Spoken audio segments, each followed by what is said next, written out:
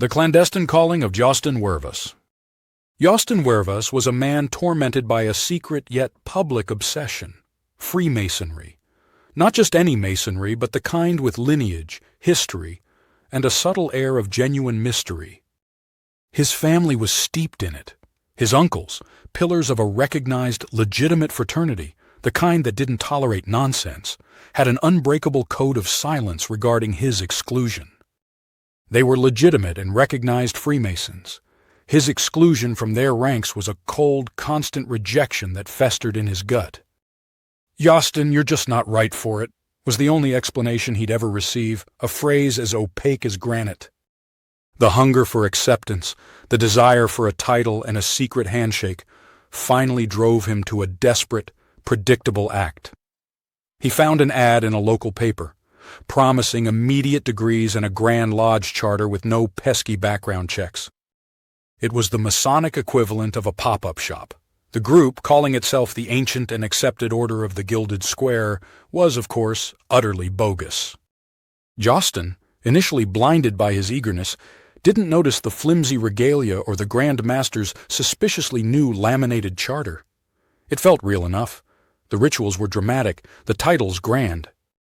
But the truth began to bleed through during a particularly acrimonious grand session, where two men, both claiming to be the supreme grand potentate, nearly came to blows over who got the bigger table at the diner. Josten's current, equally bogus Grand Master, a man named Bartholomew, saw the writing on the wall. He cornered Josten after the shouting match, his eyes gleaming with a predatory light. "Josten," he whispered, "this well is running dry. I'm starting a new one. The Universal Grand Lodge of Cosmic Unity. I'll need a few faithful men to charter their own lodges. You're ambitious. You in?" Josten's heart hammered. A lodge of his own? "I'm in," he agreed, his voice cracking with excitement. Years passed. Josten Wervis, worshipful Grand Master of the Lodge of the Abraham Star, thrived in this land of pretend. He was the undisputed King Clandy. But the make-believe began to feel small. Josten wanted more power, a bigger slice of the fantasy pie, but Bartholomew, now his supremely bogus Grand Master, was stingy with authority.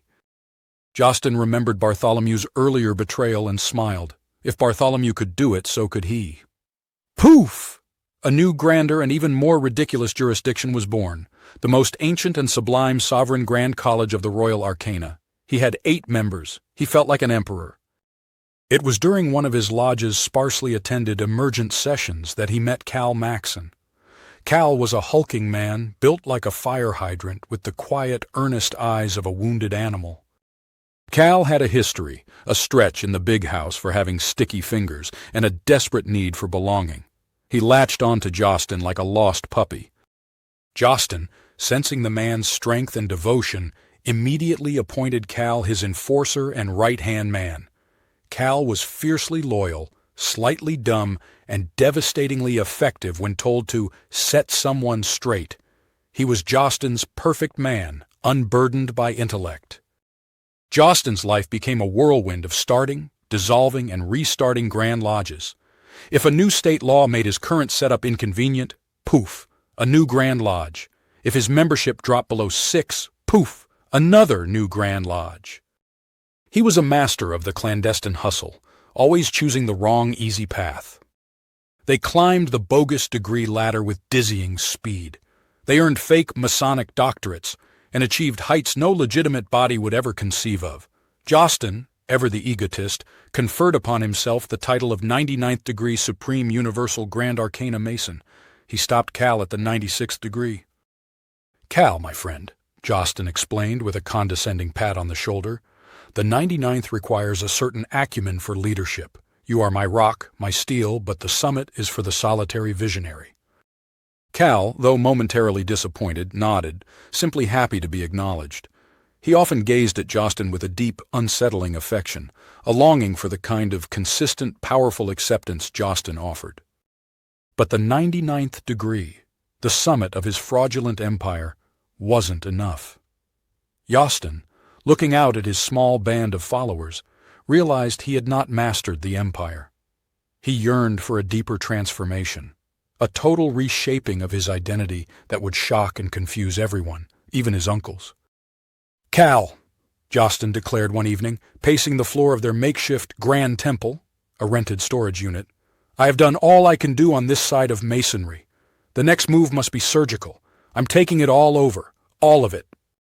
Most people didn't understand what surgical meant, but Cal did. It was a prison term for a final solution. Cal's eyes went wide, reflecting a mixture of confusion and thrilled anticipation. He still saw the deep need for affection in Josten, a need he felt profoundly himself. Then, the transformation. Josten Wervis executed his surgical move. He re-emerged as Justina Wervis, the new universal grand-worthy matron of Clandestine. There was no way he was going to allow Mackenzie Penny to one-up his as the leader of the world. He needed the universe. The fraternity, if one could call 8 people a fraternity, was utterly bewildered. But Josten, now Justina, was radiant, reborn into a new era of bogus authority. Cal was beside himself, his face splitting into a wide, simple smile. "Justina," Cal murmured, his deep voice thick with awe. "It's beautiful. I need to get you a Rolex watch. I know just the place."